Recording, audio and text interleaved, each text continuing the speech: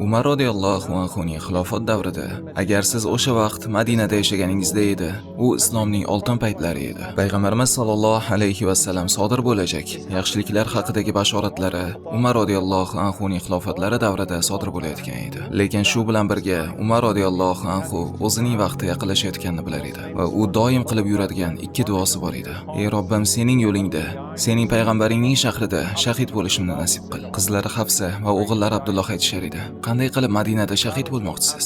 Madinada urushlar bo'lmaydi. Umar aytdiki, agar Alloh buni bo'lishini xohlasa, bo'laveradi. Uning yana bir duosi bor edi. Bu esa: ey Robbim, senga sajda qiladigan, senga iymon keltirgan odamning qo'lidan o'ldirilishimga izn bermagin. Qiyomat kuni u bilan husumatlashmay, mo'min odamning qo'lidan vafot topmay. Subhanalloh, u kofirning qo'lidan Madina shahrida shahid bo'lishni so'rayapti. Shunday narsalarki, ko'rinishdan iloji yo'qdek tuyuladi. Umarning shahodati nimadan boshlandi? Abu Lu'lu'a al-Majusi degan odam bo'lar edi. Abu Lu'lu'a juda ham tajribali temirchi edi. U urush qurollari yasar edi va Mughira ibn Shu'ba radhiyallohu anhu ning qo'lida ishlar edi. Va bir kuni Abu Lu'lu'a Umar radhiyallohu anhu ga shikoyat qilib keladi. Umar juda ham adolatli inson edi. Lekin Abu Lu'lu'a shikoyat qilib, Umar urush qurollarini olayotgan solig'i juda baland va men juda qattiq ishlayapman deydi. Umar radhiyallohu anhu uning shikoyatini eshitib, ikki tarafni ham o'rganib chiqqandan so'ng undan olinayotgan soliq adolatli deb hukm chiqardi. Umar radhiyallohu anhu unga: sendan olayotgan qismimiz adolatsizlik emas deydi. Shu vaqtning o'zida Umar Mughira ibn Shu'baga u bilan halimroq bo'lishni, adolatli bo'lishni aytadi. Lekin Abu Lu'lu'a bu hukmdan juda ham norozi bo'ladi. Va Abu Lu'lu'a qaytib Umar radhiyallohu anhu ni o'ldirishga o'ziga o'zi qasam ichadi. Va bir kuni Umar radhiyallohu anhu Madina ko'chalarini kezayotib, uning oldidan o'tib qoladi. Va u har xil narsalar yasayotgan edi. Va u yasayotgan qurollarning orasida go'zal bir xanjar ham bor edi. Va boshqa qilichlar, har xil xanjarlar ham bor edi. Umar radhiyallohu anhu uning oldidan o'ta turib, muloyim ohangda: sen bu narsalarni juda ham yaxshi qilasan deb eshitdim. Men uchun ham shu kabi xanjardan yasab bera olasanmi deydilar. Va Abu Lu'lu'a unga aytadiki: ey mo'minlarning amiri, men sizga shunday bir xanjar yasab beramanki, u haqida butun dunyo eshitadi. Subhanalloh. U Umarga chiroyli qilib tahdid qilmoqda. Umar savodsiz, sodda emas edi. Va Umar radhiyallohu anhu o'girilib, tabassum qilib ketdilar. Va u hozirgina meni o'ldirishni va'da qildi deydilar. Shunda sahobalar: unda biz bunga yo'l qo'ymaslik uchun uni birinchi bo'lib o'ldiraylik deyishdi. Umar esa: uni gumon bilan o'ldirishni xohlaysizmi? Yo'q, hech qachon unday qilmayman dedilar. Bu u haqida mening gumonim. Lekin nima bo'lganda bu Allohning qadari. Nima bo'lsa ham Allohning qadari bilan bo'ladi. Subhanalloh. Keyin esa har xil tushlar ko'rila boshladi. Afi ibn Malik radhiyallohu anhu aytadiki, Abu Bakr radhiyallohu anhu ning xilofat davrida shunda men osmondan bir arqon osilib turganini ko'rdim. Uning atrofida bir guruh odamlar bor edi va bu odamlar bu arqonga osilib olmoqchi bo'lishar edi. Ularning orasida Umar radhiyallohu anhu esa bo'yda hammalaridan 3 barobar balandroq edi. U kelib bu arqonga osongina osilib ko'tarilib ketdi. Shunda men qanday qilib Umar bunchalik osonlik bilan arqonga osilib ko'tarilib ketdi dedim. Va menga shunday javob berildi: chunki u Allohning yerdagi xalifasi va malomatchining malomatidan qo'rqmaydi va u shahid qilinadi. Ikkinchi tush esa Abu Musa Ash'ari radhiyallohu anhu niki. Naqadar ham go'zal tush. U Shomda edi va bir kuni ertalab uyg'onib odamlarni chaqirdi va aytadiki, men tunda juda ham qiziqarli tush ko'rdim. Mening otlarim va bug'doylarim bor edi va ular birdaniga yo'qola boshlashdi. Yaxshi narsalar yo'qola boshladi. Keyin esa aytadiki, men turdimda tog' tarafga ketdim va men Rasululloh sallallohu alayhi va sallam bilan Abu Bakr tog'da turishganini ko'rdim va Umar radhiyallohu anhu uzoq masofada ularga qarab turar edi. Rasululloh sallallohu alayhi va sallam esa Umarga oldimga kel deyotgan edilar. Oldimga kel, safimizga qo'shil. Abu Muso bu tushini aytib bergandan so'ng odamlar: nega bu tushingni xatga yozib Umarga yubormaysan deyishdi. U esa: men Umarning o'lim xabarini olib kelgan odam bo'lishni xohlamayman dedi. Va rostdan ham o'sha yil Umar radhiyallohu anhu vafot etadigan yil edi. Umar radhiyallohu anhu hajdan qaytganlardan so'ng bir necha kun o'tib vafot etganlar. Sahobalar hajda Umar radhiyallohu anhuni qo'llarini ko'tarib shunday duo qilganlarini ta'riflaydilar: ey Robbim, men qarib qoldim. Quvvatim zaiflashdi. Ummat esa butun dunyoga tarqaldi. O'zing rozi bo'lib turgan holingda meni huzuringga qaytargin. Ummating uchun qilgan ishlarimdan rozi bo'l. U hajdan keyin Madinaga qaytadi. Zulhijjaning 21-kuni, juma kuni, hijratdan 23 yil o'tib Umar radhiyallohu anhu minbarga chiqib aytadilar: "Hoy odamlar, men bir tush ko'rdim. Bir xo'roz kelib meni 2 marta cho'qidi va odamlar menga sen xalifa saylashing kerak deyishdi." Umar radhiyallohu anhu aytadilar: "Men bu tushni mening o'limim yaqinlashganiga ta'bir qildim, lekin Alloh bu dinni yoki bu ummatning yo'qolib ketishiga yo'l qo'ymaydi. Lekin agar men o'lsam, Rasululloh sallallohu alayhi va sallam vafotlaridan oldin rozi bo'lib ketgan odamlar xalifani saylashadi. Keyin esa uning o'lim kuni keladi. Bu esa Zulhijjaning 23-kuni. Bomdod namozi. Azon aytiladi va Umar radhiyallohu anhu chiqadilar. 63 yoshlarida, xuddi Rasululloh sallallohu alayhi va sallam 63 yoshlarida vafot etganlarday, Abu Bakr radhiyallohu anhu ham shu yoshda vafot etganlar. Eng sahih rivoyat bu Amr ibn Maymun radhiyallohu anhudan. Aytadiki, o'sha kuni Umar radhiyallohu anhu bomdod namoziga keldilar va men Umarning ortida ikkinchi qatorda turar edim. Men va Umarning orasida Abdulloh ibn Abbosdan boshqa odam yo'q edi. Va aytadiki, Umar radhiyallohu anhu namozni boshlashdan oldin oramizdan o'tib, saflarimizni to'g'rilab chiqar edilar. Keyin esa Umar radhiyallohu anhu namozni boshlash uchun imomlikka chiqdilar va Allohu akbar deb takbir aytdilar. Umar radhiyallohu anhu namozni boshladilar, men esa ortlaridan iqtido qilyapman. Aytadiki, u Yusuf surasini o'qidi. Va Yusuf surasini o'qir ekan, juda ham qattiq yig'lar edi. Keyin esa Umar radhiyallohu anhu rukuga ketdilar. Keyin esa sajdaga. Abu Lu'lu'a o'sha xanjarni oxirigacha yasagan edi va uning ikki tarafini ham o'tkirladi. Umar radhiyallohu anhuni ikki taraflama ham jarohatlash uchun yetmaganiga uni zaharladi ham, xanjarning ikki uchini ham, va u xanjarni kiyimining ichida yashirar edi. Va u musulmon bo'lmasa ham namoz o'qir edi, chunki bomdod edi, hech kim birovni ko'ra olmas edi. Va Abu Lu'lu'a Umar sajdaga ketishini kutdi. Va u sajdaligida Abu Lu'lu'a hujum qildi va u Umar radhiyallohu anhuni o'sha xanjar bilan 9 marta urdi. Uning orqasiga urdi, yelkasiga, yonlariga va eng qattiq zarba Umar radhiyallohu anhuning qorinlariga urilgan edi. U uning orqalariga, yonlariga urgandan so'ng Umar radhiyallohu anhu yotib qolganlarida qorinlariga bor kuchi bilan urgan edi. Va Umar radhiyallohu anhu qonga belangan holda "Ko'ppak meni o'ldirdi" deydilar. U o'sha voqeani esladi. Subhanalloh. O'sha kuni uning oldidan o'tib ketganlarni va u ushbu oyatni o'qidi. Subhanalloh, shu holatda ham Qur'on tillariga kelmoqda. Allohning amri belgilangan qadar bo'ldi. Va o'sha yerdagi odamlarning ba'zilari Umarning oldida qolishdi, ba'zilari esa Abu Lu'lu'ani quvlab ketishdi. Va Umar radhiyallohu anhu o'lim chog'ida yotgan bo'lsa ham nima haqida o'ylayapti? Va Abdurrahmon ibn Avf radhiyallohu anhuning oyog'idan ushlab, "Hoy Abdurrahmon, namozni tugatib qo'y" deydilar. Abdurrahmon ibn Avf shu zahoti imomlikka chiqib, ikkinchi rakatga Kavsar surasini o'qib, tezda namozni tugatadi.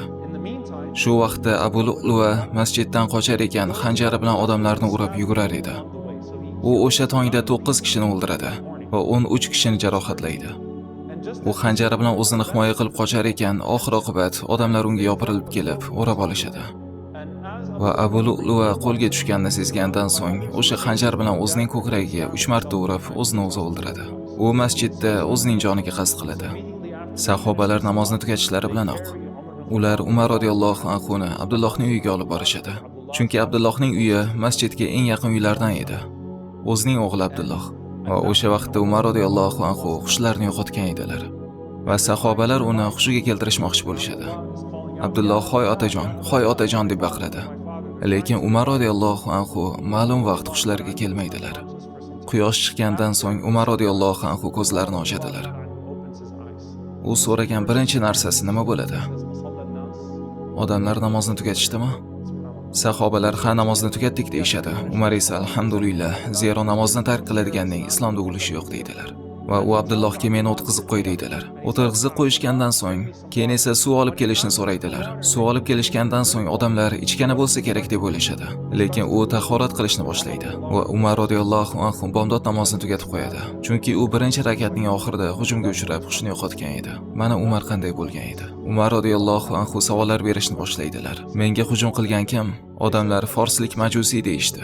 Siz o'sha kuni gumon qilgan odamingiz. Umar aytdiki, alhamdulillah, meni la ilaha illalloh deydigan odam o'ldirmadi. Allohga hamdlar bo'lsin.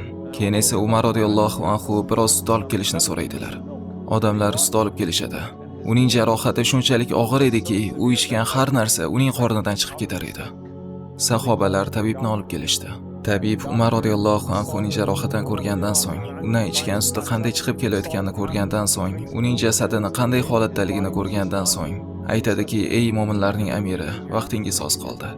Qanday vasiyat qilmoqchi bo'lsangiz, hozir qilib oling." Va Umar radhiyallohu anhu shunday ham qiladilar. Birinchi bo'lib o'g'illar Abdullohni chaqiradilar va aytadilarki: "Ey Abdulloh, sen atrofni aylanib chiqib, kimlarda qarzing borligini aniqlagin va o'sha qarzlarning har bir dinorini to'lagin. Lekin sening otangning pullari ko'p emas. Dunyodagi eng buyuk xalifaning odamlaridan qarzlari bor. Yetmaganiga o'zining puli ko'p emas. Shuning uchun Abdulloh sen ularni to'lagin" deydilar. Keyin esa Umar radhiyallohu anhu sho'ro ahlini yig'adilar.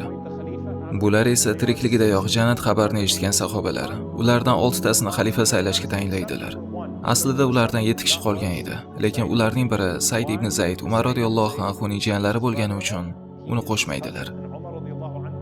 O'zlarining qarindoshlaridan kimdir xilofatga chiqishlarini xohlamaganlar. Keyin esa yana Abdullohni chaqirib, unga aytadilar: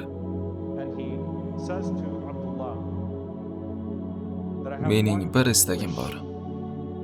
Subhanalloh, o'limdan oldingizdagi Oysha radhiyallohu anhoning oldiga bor va unga mening salomimni yetkaz. Unga mo'minlarning amiri sizga salom yo'lladi dema. Umar salom yo'lladi degan. Chunki men bundan buyog'i mo'minlarning amiri emasman." Va unga aytgan: "Umarning bir iltimosi bor, lekin bunga rozi bo'lmaslikka, yo'q deyishga sizning to'liq haqqingiz bor.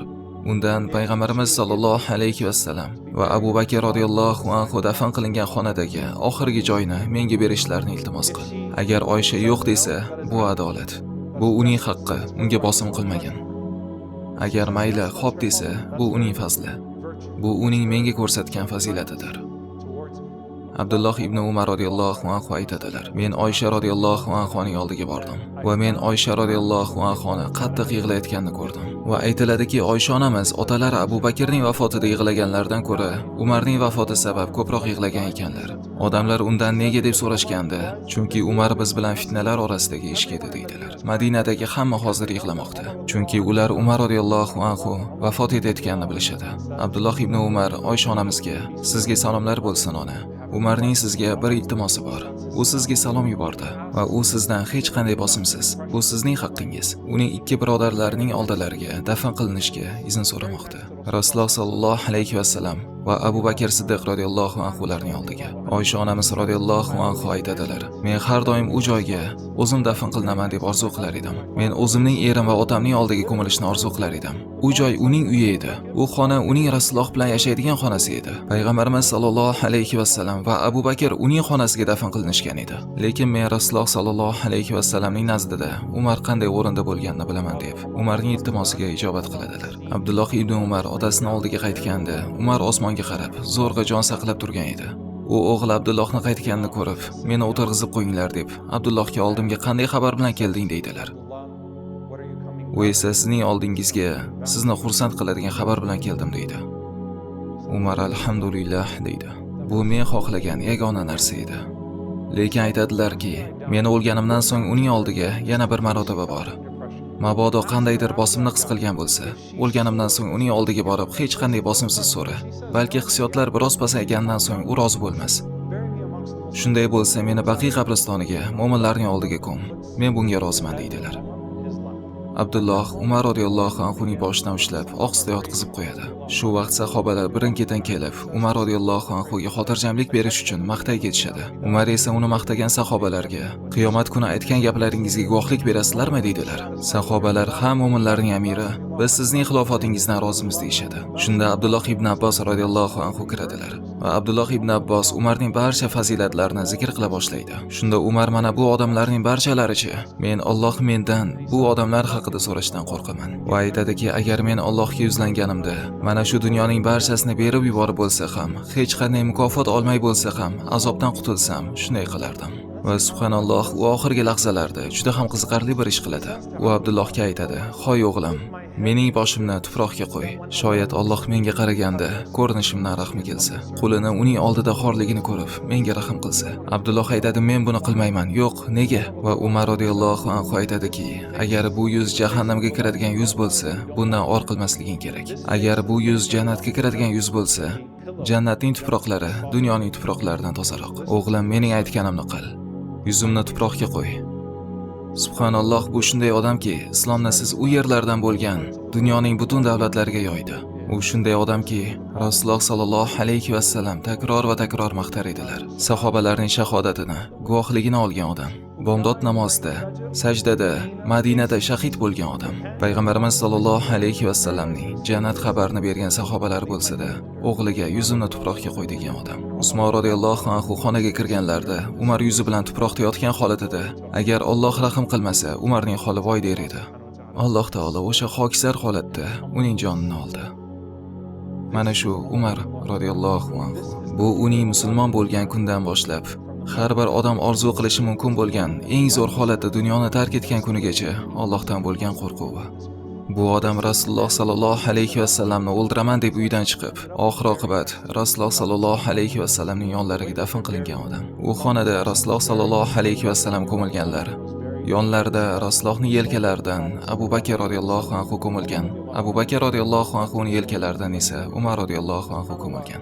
Subhanalloh, odamlar qiyomat kuni qabrlardan turib kelishlari haqida o'ylaganingizda, men sizni Rasululloh sallallohu alayhi va sallam, Abu Bakr va Umar radhiyallohu anhular o'sha qabrlardan chiqib kelib, birgalikda mahshar maydoniga yurishlarini tasavvur qilib ko'rishingizni xohlayman.